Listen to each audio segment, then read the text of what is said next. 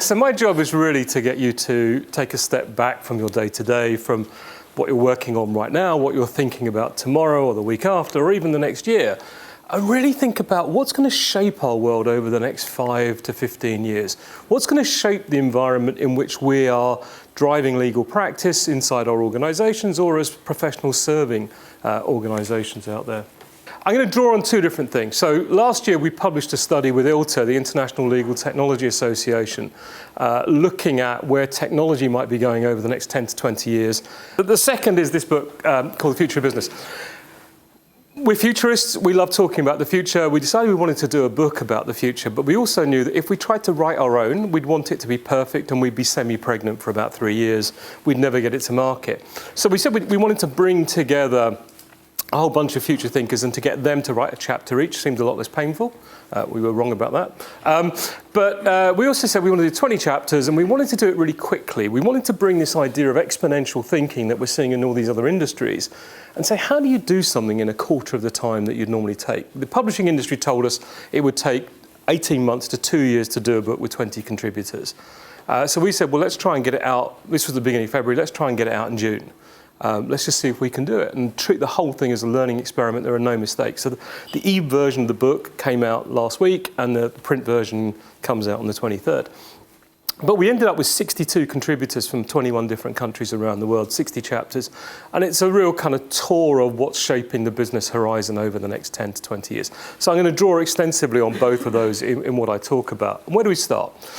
I think if we look at what's going on in the world right now, we're seeing this clash between two civilizations, almost two planets. On the one hand, there are those of us who were born physical. We live in quite a conceptual world. We do law, we do accountancy, we build houses, we make cars. We see the world in very tangible terms. Everything is rather analog in terms of how we address it. We make improvements. If we can get a 10 or 20% gain on something in a year, that's fantastic. We solve things pretty much from within a kind of mindset that we've grown up in our training. But we're now clashing with a world of people who are born digital. They think digital. They don't see legal contracts. They don't see books of account. They don't see houses. They don't see cars. They don't see people. All they see is data. And they see that everything that we used to think could only be resolved by brain power alone as something that can now be tackled by finding the right algorithms. Anything that can't be rewritten for a computer program, therefore, is wrong. And they see everything as something that can be digitized and attacked in a totally different way.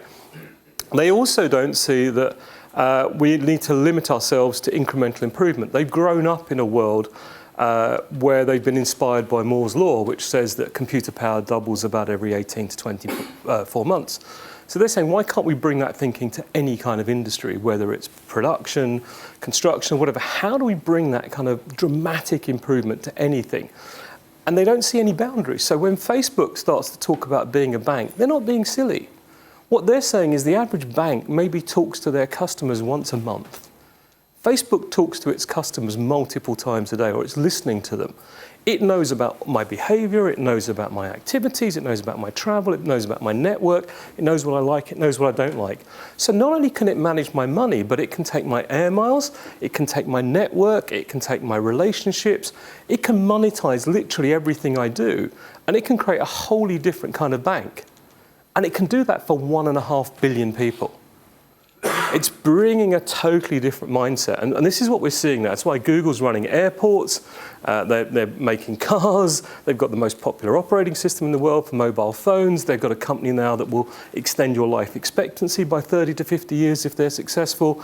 They see no boundaries because for them it's all about bringing data, exponential thinking and the right technology to bear to solve any challenge. And that's the world we're having to play in. That's the world we're having to make sense of. For most of us in the born physical world, we saw technology as an enabler. Well, it started off as a cost center and something that gradually we had to spend more money on, but none of us sees ourselves as being a digital business that happens to do law or that happens to make cars. And that's the big difference now. These people see themselves as digital businesses and they happen to be in a certain industry. And it's that clash of mindsets we're having to deal with. And that then creates a challenge of how do we get to the future?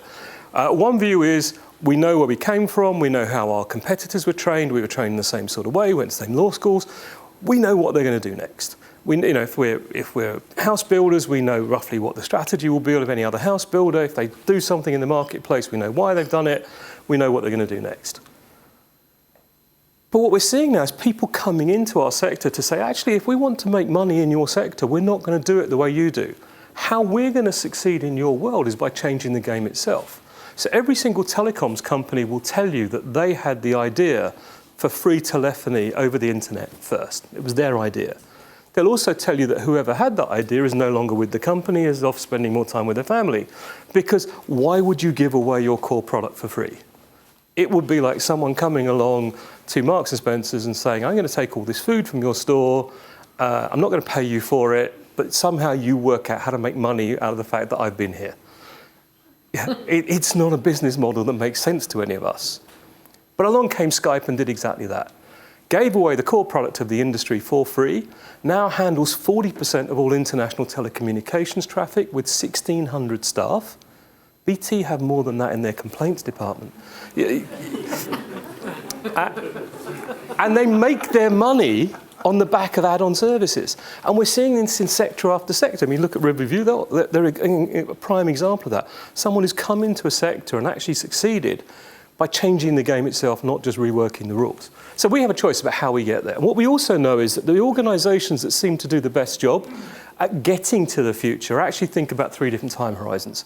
Firstly, they're very clear on what it is they're trying to bring into land in the next 12 months. What's going to be different 12 months from now? Ways of working, practices, systems, or whatever. Secondly, they have a 1 to 3 year horizon in terms of where innovation and growth are going to come from. And they're looking at what's changing in the world around them to say, how might that influence our strategy, either to accelerate it or force us to rethink what we're doing. But they are doing that horizon scanning. And finally, the very best also have an early warning system. They're looking out 4 to 10 years and saying, what's coming over the horizon, what's coming next, and how could that influence us? And I've always been surprised. When I first started working with law firms, I naturally thought that these two were the space that they played in, that their prime advice to their clients was about what's coming next and what could this mean for your business. I was unpleasantly surprised at how little of that I saw going on and how much of what we were advising on was past history. The past or what's going on now. And actually, the law firms themselves were not that well versed in what could be coming next and what could completely upturn a client's industry. And my question was, well, why would you be paid for that? And the answer was, don't be so stupid, leave the room and give us back your check. But we kind of understand. My understanding is that really, if I'm paying professional advisors, I'm paying them to give me a sense of what could happen next and an exploration of different possible scenarios. I don't want them to give me an answer, but I want them to help me explore and what that could mean for us. And I want them to explore. I'm looking at, as a business, we're in a new field, we're exploring new fields of research, completely new materials, we're looking at getting into legal marijuana, whatever it is we're trying to do. I want my law firm to be able to help me think through what might happen and what might go on and what the implications might be for me. And we do, I'll come back on to the legal marijuana because it's a really good test case, actually, of people looking at new industries and the challenges created by the old infrastructure. The really important thing about this is you need different people looking at these horizons, because the people who are really good at looking at the 1 year horizon and putting together and delivering the 1 year plan are almost genetically incapable of doing that 4 year plus blue skies thinking. And what we know is we face, we have some big challenges on the planet. Right now, if we look, then what we're seeing is that we know economically we're in interesting times. We've come out of the last downturn. But today, the estimate is that global derivatives are worth $3 quadrillion, which is one up from $1 trillion. And the economy itself, the global economy, is 75 trillion.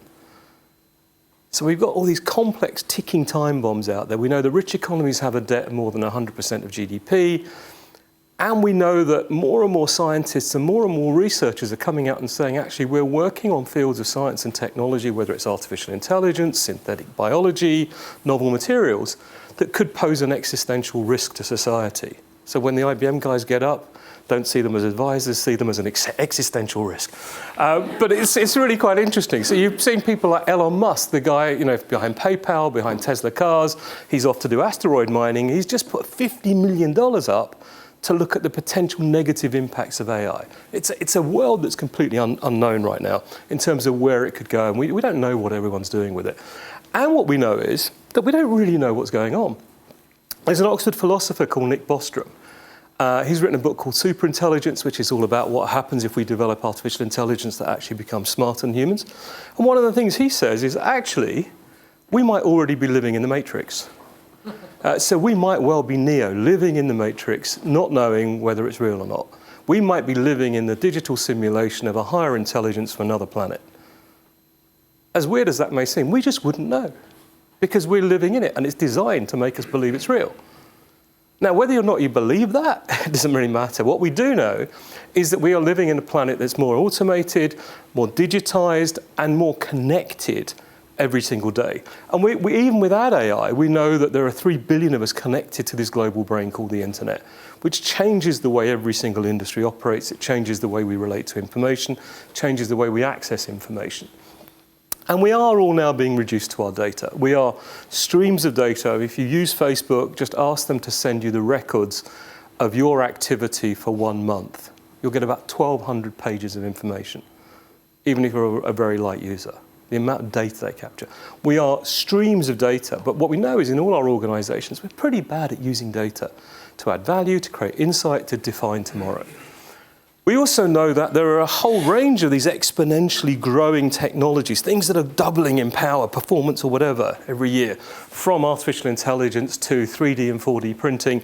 You know, we're getting excited by 3D printing. 4D printing will give us objects that change their performance over time, that change their properties. Synthetic biology, creating new materials, robots, drones, you know, all of these areas are going to give us a phenomenal rate of change. They're going to change most of the industries we're in, and they're going to create new industries.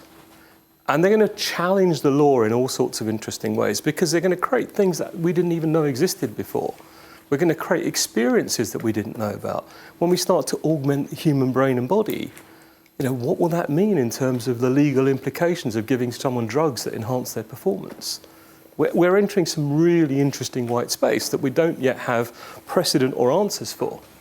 And we know all of this is driving some design tensions for our organization. So whatever we do inside the organization, what we know is that there are some big choices that we're facing. The first is, you know, on the one hand, we're automating a lot more. Oxford did a study last year. They looked at 700 professions. They looked at the potential for those to be automated, and they reckon that 47% of all the jobs that exist today could simply be automated out of existence in the next 10 to 20 years. Lawyers, accountants, economists were all very high on that list as being, you know, their role having the potential to be eliminated.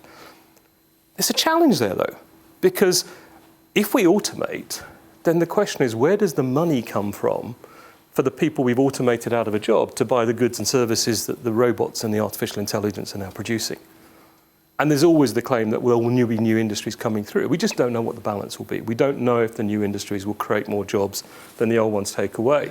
And so organizations will actually have to make some quite moral choices about how much do we consciously employ people in order to keep the economy working, or will we contribute more of our taxes to a fund that then gives a guaranteed basic income for people to then buy our goods and services? We're going to get in some really interesting spaces when it comes to being decision makers in organizations.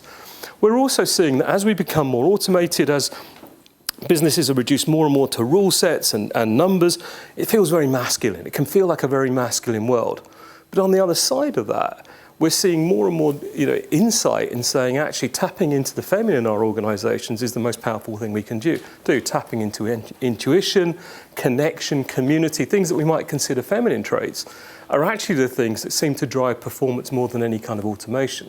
So people are having a choice now to say, well, how much do we value that? What value do we place on tapping into that side of our business? We just wrote a little article about this in our newsletter last week. We've had more responses to this one topic than anything we've ever written about. Which is kind of interesting. It's clearly tapping into a zeitgeist out there. There's also this thing about, do we follow the crowd or do we follow our curiosity? And I mentioned legal marijuana. Right now in the US, in a number of states, marijuana growing has now become legal.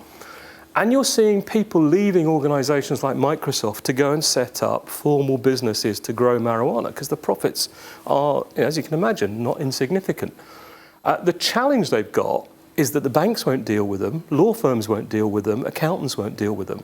So you've actually got this whole subculture now, this whole sub-ecosystem develop out of people leaving those organizations and setting up as lawyers who just deal with the marijuana industry, or accountants who just work with the marijuana industry, who do very well out of it. But the old world just simply cannot bring itself to follow curiosity. It's wanting to stay with the crowd.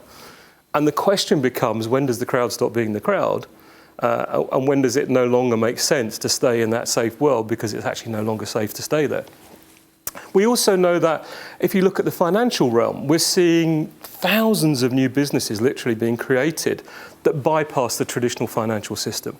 Crowdsourcing platforms, new person-to-person platforms, everything from raising equity to invoice financing to loans. Every single aspect of the financial services industry now has been recreated by these new players who are bypassing the old system and charging a lot less rent than the traditional system for doing that. What every business is being faced with the challenge of now is, well, who do I go with? Do I go to my normal bank and pay £30 for an international money transfer, or do I go to TransferWise and pay £1.50? And they're not as well known, but they're going to save me money. And there's this tension starting to build now. And what we're now seeing is the Wall Street banks actually investing in a lot of these businesses because they're seeing that actually these could replace them over time. And what they'd rather do is to invest in the people who are going to eat their lunch than sit back and bitch about it or moan about it. And then the final challenge we've got is there's this kind of, in a lot of markets, we're seeing this kind of winner-takes-all philosophy, or winner takes almost all. You know, who's the number 2 in internet search after Google? You know, who's the number 2 in social media? In a lot of these markets, the number 2 is nowhere to be seen. And it's all to play for. And there's this kind of Star Wars mentality almost of, you know, accumulate as much as possible, control it, a very Star Wars type philosophy that says, you know, you're quite aggressive to anyone else around you, your goal is dominance. Versus the kind of Star Trek philosophy, which was all about the Federation and there being peace and love throughout, abundance. And what's the common feature in the Federation? What's the unique feature of the Federation in Star Trek? And don't pretend you don't watch it. It's cool, you're in the Royal Society, you can admit to watching Star Trek. There's no money. And there's a growing movement coming out of Silicon Valley and a bunch of other places who are saying, look, 3D printing reduces the cost of manufacturing almost to zero for many things. Pink LED farms will give us food in abundance. The internet gives us a free distribution model. We could see the potential to move to a situation where there are very few things that we'd actually charge any serious amounts of money for. You know, and we could get close to this. And you've got economists now doing serious research about how would a Star Trek economy work. And businesses are going to be faced with more and more of a choice about which of these models are we going for. Are we playing in a Star Trek world where we think it's all about winner takes all and trying to accumulate as much as possible? Or are we moving to a model where we can survive in a Star Trek economy where there are very low margins and actually we can expect the price of our products to go down over time, possibly in an exponential way because of the new science and technology that's coming to us. Underpinning all this, obviously, is a rapid advance in science and technology, and particularly information technology. So we're seeing a few things happen. We're seeing how technology is leveraging people, it's re-engineering processes, it's driving innovation. The new thing, and the thing you're going to hear a lot about today, is the pooling of knowledge in our organizations, using artificial intelligence and collaboration technologies to start to create that hive mind, to start to say, how do we pool that insight across people within and outside the organization to accelerate the way we make decisions and bring new insights to bear, even before humans had a look at the situation. And we know that there are a whole range of these technologies coming. And I think one of the things that I would be asking if I was going back into my organization as a general counsel is asking my CIO or CTO or whoever, what does our view of the technology timeline over the next 10 to 20 years? What do you think are those technologies that could be coming? They're not going to get all of them, but they might be able to find, if they go onto the internet, 60 to 70% of what's reasonably likely to come. And if you have a sense of what's coming, then you can start to think about the impacts of that and the decisions you might need to make and the areas we could get into that could be legally grey for us. And we know that there's a kind of natural evolution from the big data and data mining today to the intelligent internet of tomorrow to 10 years out, we're looking at the potential for optical computers, quantum computers, more, if you like, artificial intelligence that gets closer to human intelligence. We're moving into some very interesting spaces here. And we know there's a natural evolution going on underneath that. We're going from the desktop, which most of us understand and remember, some of us still have them, to the luggable, the portable, the mobile, the smartphone. Our world's been transformed by the smartphone in the last 6 years, well, since 2006-07. What happens in the next 9 years? One thing we know we're moving into is wearable technologies, a whole range of on or near body devices that, whether it's the Apple Watch or health monitoring devices. But if this stuff was being patented in the last 3 years, or 3 to 5 years ago, what's been patented in the last 3? And what's been patented in the last 3 is embedded technologies. There are already millions of people with pacemakers, cochlear implants to improve their hearing, ocular implants to improve their sight. That's already happening. And now there are a whole range of devices being created that will be implanted in the human body, from health monitoring, drug delivery, to the memory for your mobile phone. All of this stuff will seem very natural to the generations coming through. Some of you may see this as great, some may see it as horrific, but we know it's coming. How will organizations deal with this? You're used to getting the email that says, Sally, come in on Monday morning, we're going to give you your new phone. But the idea of Sally, come in on Monday morning, make sure your ears are clean because we're going to upgrade your memory is a kind of wholly different, it's a wholly different story. Where are we going to go on this? Are we going to actually get out of that, providing technology, and simply say, look, here's an approved list of systems, but you go and do this. We're not going to mess with stuff that goes inside your body. We're getting into some really interesting territory around this. And we know we're moving into this world where we're getting the Internet of everything. The Singapore courts have already looked at the idea of what if we were to use data from the physical environment in a court case. So I might say, well, look, I wasn't at the scene of the murder. I was back at home watching TV, laying back on my lazy boy, drinking coffee. The only problem is that the sensors in all 3 of those say, no, he wasn't here. We have no record of him being here. The Singapore courts are saying, well, why wouldn't that be just as valid? And actually, why couldn't we use the data from those sensors in the room to convict you without you even getting to court? Because if we've got that much independent evidence that says you were present, and the knife actually says, yeah, I know who was holding me, then we're in a really interesting space. And we're not talking about, Star Trek philosophy here. We're talking about stuff that's possible now, in terms of the embedding of sensors in our environment, that kind of information. The other thing is we're moving into this multi-sensory world. So last year you could buy something called an O-phone on Kickstarter. You can invest in an O-phone. O-phones allow you to transmit up to 356 different scents to someone else with an O-phone. There are also people working on taste and touch stimulation. So within 3 to 5 years, we're looking at the potential for you to be able to book a hotel room by smelling the bath products, feeling the bed linens, and tasting the range of menus, all via some sort of device. We will change a whole range of industries in the way they deliver their proposition because of the multisensory internet. I don't know how many organizations are thinking through the legal implications of the changes in that. What if you gave someone, the taste of a meal at a restaurant, when they get there, it doesn't taste anything like that? Is that a basis on which to sue? We're entering some really interesting space where technology is taking us.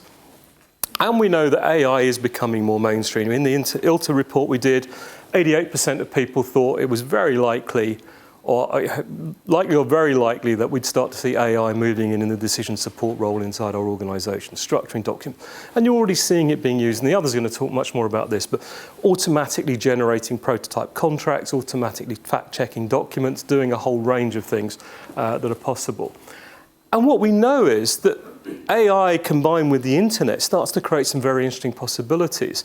So if you look at this site called eternity.me, you can already become immortal on the internet. You can capture everything about yourself, and then it uses artificial intelligence to answer questions on your behalf. So it can advise your friends and family. You can continue to irritate your kids long after you're dead. And this is no longer fantasy. This is available now. We're entering some really interesting space. What if someone makes a decision based on advice from a parent who's passed away that's sitting on this platform, and the advice turns out to be daft, and you end up with a legal case? Who's responsible? You, your parent, or the people running the platform? Who has legal responsibility in that situation? And is there any precedent for how we would deal with this? Where would we get the insight from? And what we know is, with all of this kind of rapid rate of change of technology, we're moving into a space where we're going to see more and more intelligent agents. Whatever we do, your phone is already becoming one, Google Now is one, where we're having these intelligent assistants that learn about us, provide advice, support us. And potentially we have our digital twin who exists out there in the ether, gathering information on our behalf, supporting us. The interesting thing is what happens when your digital twin starts to argue with you and saying, actually, no, you'll keep making this choice, but it's wrong. The evidence suggests that, each time we do this, it goes wrong. Please look at the data. We're getting into some very interesting space here. And what we're also seeing is people starting to use even the basic kind of predictive tools of AI in some quite clever ways. So there's a group of researchers in the States, I think it was University of Michigan, did an interesting study from, 53 to 2013, looked at a whole bunch of cases. And actually, what they were able to predict in 70% of the cases what the outcome would be in the court case, and 71% of the cases they could predict what the judge would vote. Just going based on past history and then predicting based on past history. So we're seeing that happen more and more. And those are very basic applications now that shouldn't surprise us because it's out there.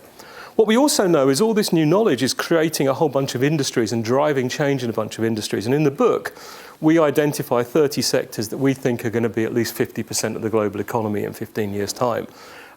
We've looked at lots of different ways of presenting this information, but sadly a boring table is because you probably have got by now that I don't do boring tables. But we saw 6 clusters of industries that we thought were going to be really interesting in terms of the big spaces. One is obviously the whole IT space.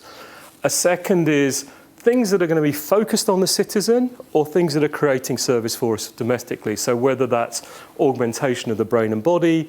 One of our authors, BJ Murphy, has written this most incredible book about a chapter about the idea of there being body shops on the high street. In the same way as you can go to tattoo parlors or nail parlors today, using a range of techniques, we'll be able to go in and get body augmentations in the same way. There are already people who will appear a different height each day because they've got prosthetic limbs and they've had 3D printed legs of different sizes. So depending on the context they're going to be in, they'll be a different height each day. There's another guy called David Santloff who's written a chapter on gene editing technology called CRISPR-Cas9. It's in its early stages, but what it's been proven to be able to do is to change our genes, basically, to edit them. So we could change the color of our eyes, the texture of our skin, the thickness of our hair. So within a few years, we'll have these treatments on the high street that will change the human brain and body. We also know that there's a bunch of things that are going to change the way we manufacture, the way we do construction, a range of industries coming through that are going to be about the new societal infrastructure, whether it's smart cities, whether it's about how we feed ourselves, whether it's the way we govern. These are all going to become trillion-dollar industries. There's certain industries that we can see will have to be transformed. One is professional services, another is infrastructure. You can look at all the different estimates from 30 trillion to 200 trillion in terms of how much infrastructure the planet needs. There's no way we can carry on delivering it in the way we've been delivering it in the past. So it's going to need dramatic transformation, not only in the way we finance it, but in the way we deliver infrastructure. And then the final group are around energy and the environment. All these industries are going to challenge the way we think. They're going to create new science. They're going to challenge precedent. They're going to create new ways of working and new behaviors that will that will demand a complete rethinking of the law or the creation of new law. And one of the things that the people in these sectors are saying is, why can't we write that law in software? Why can't it all be written and executed? So if we break the law, we're just fined instantly. We don't need to go to court. Why is it we need to create legal systems that need interpretation? And again, Singapore is in the lead in this, where it's saying actually our next constitution should be one that's entirely written in software. So it can be executed. So your car could fine you if you speed, and your car could prevent you getting into the car if you haven't paid your parking tickets. We could just do away with a large chunk of the legal system. All of this is then creating what you might call magic and mayhem in the marketplace. And for me, dragons are a great example of this. On the one hand, they're these magical and beautiful creatures, but they also have the potential to create massive mayhem in the environment around them. And let's just have a look at some of the examples of what's already happening and what could happen. Magic, one of those things that I think a lot of organizations struggle with is as we automate, it's very hard to differentiate our service from anyone else. And so you need to create something that creates a wow factor, that makes your customers talk about you. Lawyers are always concerned about anything that stands out and has a kind of element of uniqueness to it, because then there's legal issues. But this is one I love from Japan. If you play golf in Japan, the biggest risk you face is getting a hole-in-one, because it costs you about $5,000 in gifts for your friends. So these guys have come up with a great solution, which is that if you're having a good day, you're striking the ball sweetly, for $4 you can now insure against getting a hole-in-one on an app on your iPhone. It's taking away pain or creating pleasure. And we're going to be seeing more and more of that. As we automate, we're going to have to try and differentiate more and more and create magic. And there'll be a real challenge inside our organizations as to how we do that. We're also seeing organizations moving away from owning stuff and saying, actually, I need to use it, whether it's my car, my computing system. There's really no value anymore in organizations owning assets. There are a limitation now. They hold back flexibility, which is why you're seeing so many people going to the cloud for the computing solutions. They allow you to change quickly. We're seeing dramatic change in the way we innovate, in the way we finance innovation. If you're in the food industry, or food and drink, roughly 1 in 18,000 products is successful. 1 in 18,000 new products is successful. That's not a very good hit rate, and it's a big waste of resources. So now more and more people are saying, actually, let's go to these crowdfunding platforms. We'll put our idea on the platform, and we'll let the market tell us whether there's value in this gap. We can see there's a gap in the market, but is there any value in it? This guy wanted to create a wristwatch for an iPod Nano that you could plug it into. He needed to raise $30,000. He actually raised over $900,000 in the window, which gives him a very strong signal that the market likes his product. He's now able to go to investors and say, look, I've crossed all those hurdles you were setting me. Now invest in my business.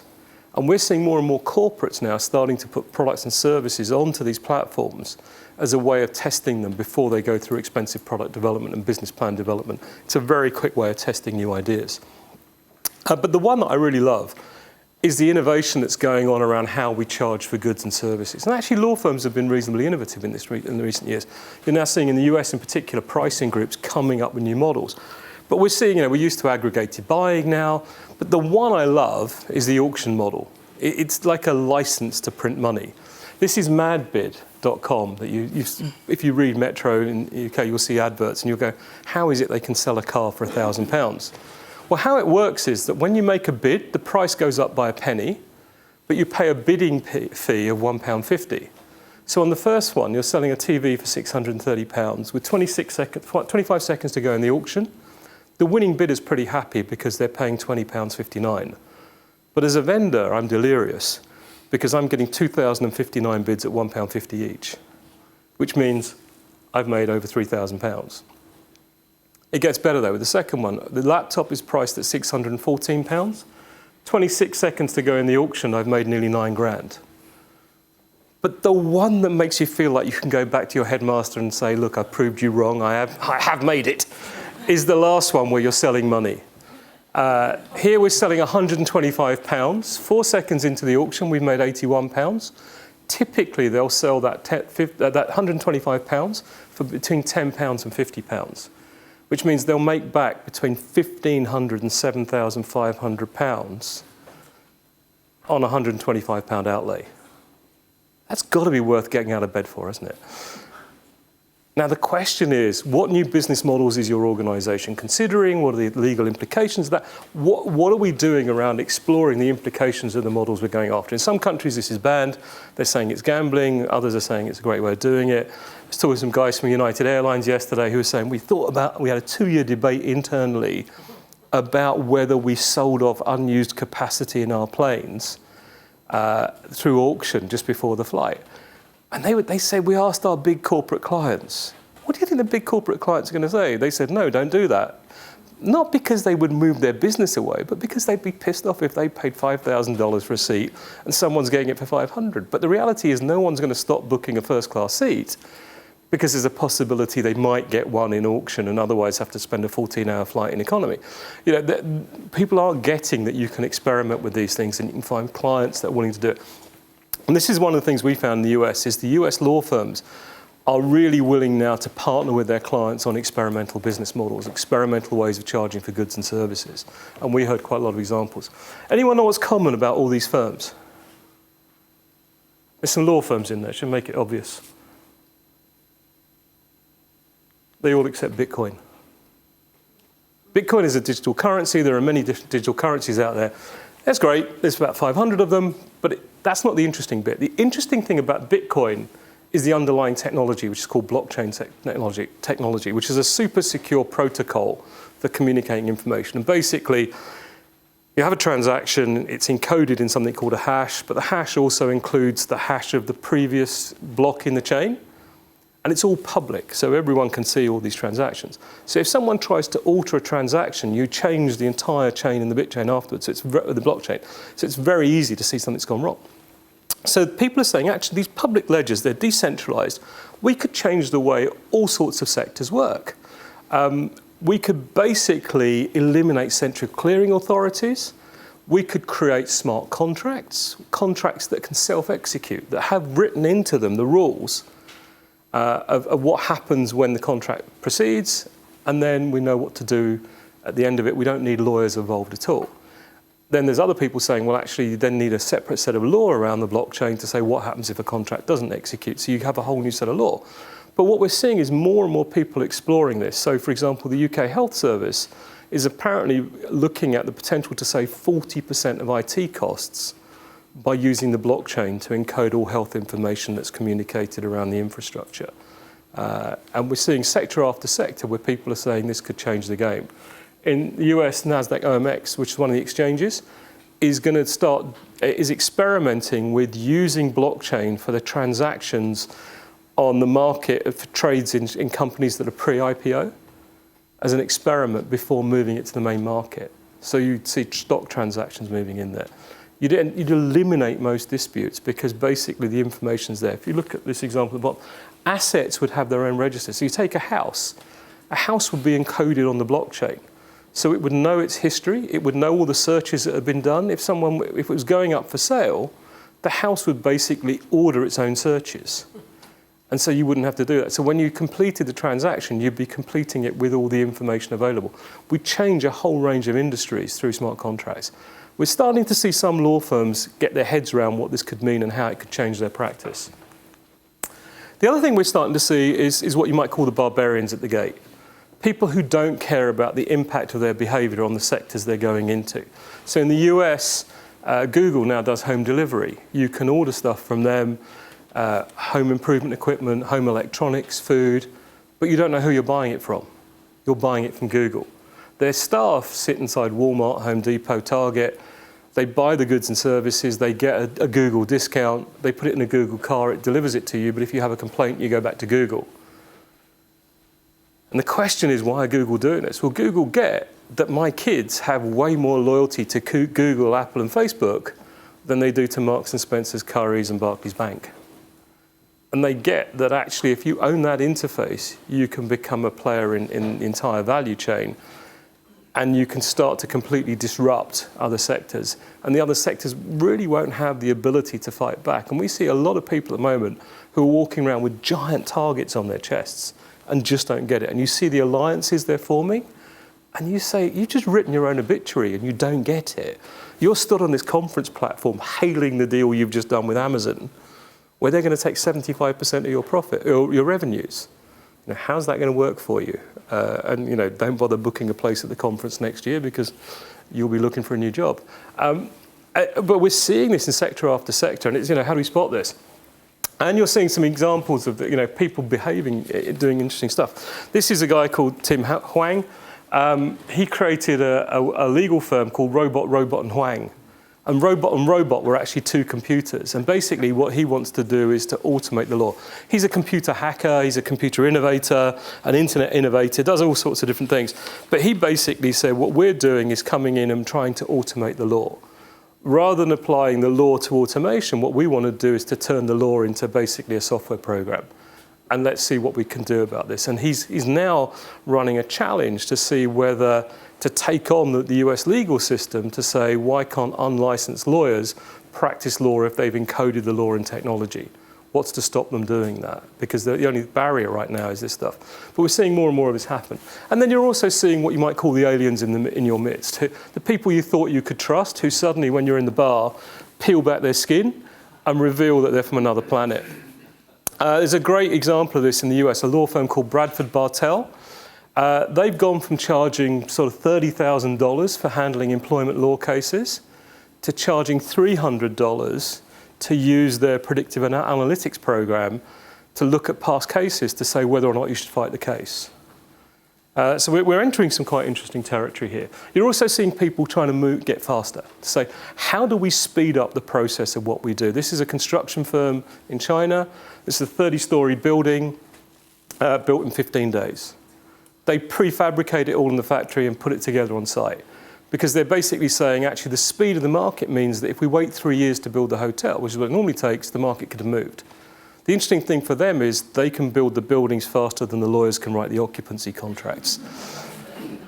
And then what we're also seeing is that's an example of this exponential thinking. People saying, how do we apply that Moore's law thinking to business? So Airbnb, 90 times more bedrooms per employee than the average hotel group.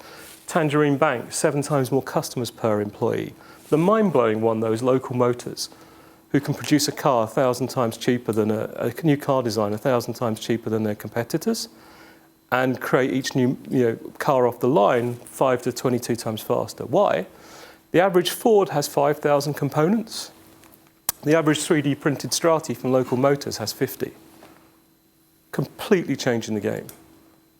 And we're seeing that exponential thinking, people giving themselves permission to say, how would we do it totally differently? I've yet to see anyone really do that exponential thinking in the legal sector. But it does have a massive impact on valuation. You look at Uber. Uber basically recycles capacity in the marketplace, drivers and cars. Its valuation's gone up 20 times in 3 years.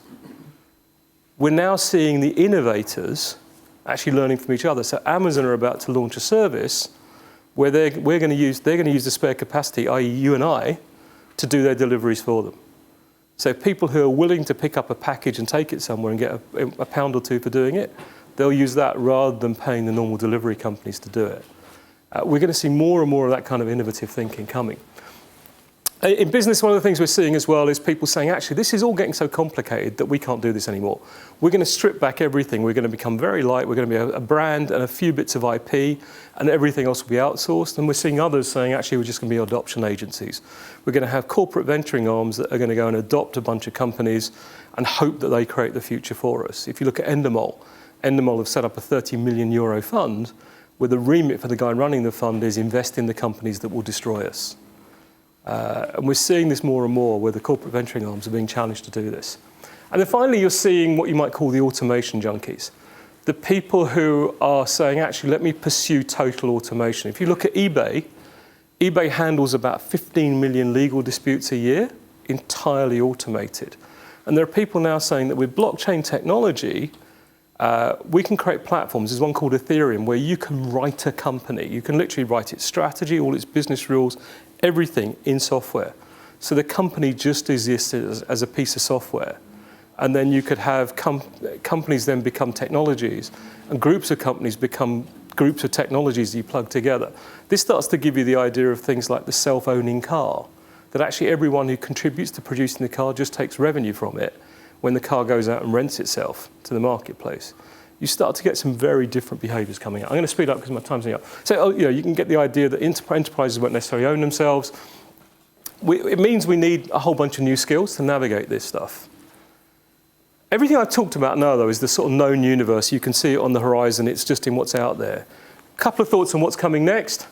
One is one of our authors, Gray Scott, talks about the fact that as everything gets automated and digitized, we could move into this world where it really does become very hard to differentiate between the virtual and the digital, and the two will become so intertwined that we'll be living in this kind of continuous simulation. There'll be people who are quite happy living in the simulation. We've also got to be prepared for the fact that we will have robots, holograms, and artificially intelligent agents all operating in our environment. How are we going to relate to them? How are we going to work with that? And this isn't 10 years away. This is the next 5 we're going to start to see this happening. And we're seeing a lot of research on how we read the brain. And within 5 to 10 years, we'll be in the position to be able to read and write to brain cells and upload your brain to the internet. The interesting thing is that information moves about 1 million times faster in silicon than it does inside our brains. which means you could either use that brain as a backup or you could have it go and do work on your behalf. The problem is how you update in the two, and which one do we trust, the silicon one or whatever. Also, what happens when Google or whoever's managing the brain backup goes, actually, we wiped that bit of space because we really didn't think you needed it anymore. All this stuff creates a very interesting challenge. We can either go, well, technology is taking us this way, let's just do what it tells us, or we start to say, do we need a digital ethics treaty? Because just because you can do this with technology, should we? And how, who makes the choices about what isn't allowed? There are regulations around drugs we bring to market, around foods, but there's nothing around technology. There's no controls over what people are developing, really. So where are we going with this in the legal sector? Just a few thoughts, really. One is some corporate counsel are getting quite smart. So Kia, and you're going to hear more about this from Susan, Kia now do a technology audit of their law firms to say, they look at the technical proficiency of the lawyers serving them to basically say, do you know how to do what you're doing?